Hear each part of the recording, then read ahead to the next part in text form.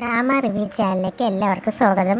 ഇവനാണെങ്കിൽ ഇവൻ്റെ ബാഗിൽ സാധനങ്ങളൊക്കെ എടുത്ത് വെച്ചുകൊണ്ടിരിക്കുന്ന സമയത്ത് ഇവന് പെട്ടെന്ന് തലയിറക്കം പോലെ വരുന്നുണ്ട്. അവനൊട്ടും തന്നെ നിൽക്കാൻ പറ്റാത്ത രീതിയിൽ തല ഇറങ്ങാണ്. അങ്ങനെ തല ഇറങ്ങിയിട്ട് അവൻ വീഴുന്നുണ്ട്. ഇവൻ വീഴുന്ന ശബ്ദം കേട്ടിട്ട് അവൻ്റെ വീട്ടിലുള്ളവരെല്ലാവരും അവൻ്റെ അടുത്ത് ഓടി ചെല്ലുകയാണ്. എല്ലാവരും നല്ല രീതിയിൽ പാനിക്കാവുന്നുണ്ട്. അങ്ങനെ എല്ലാവരും കൂടെ അവനെ ബെഡിൽ കൊണ്ട് കിടത്തുകയാണ്.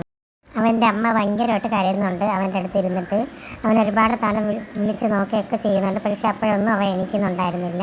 അങ്ങനെ ഇവർ വേറെ വഴിയില്ലാതെ ഇവർ ഡോക്ടറെ വിളിച്ച് വരുത്തുന്നുണ്ട്.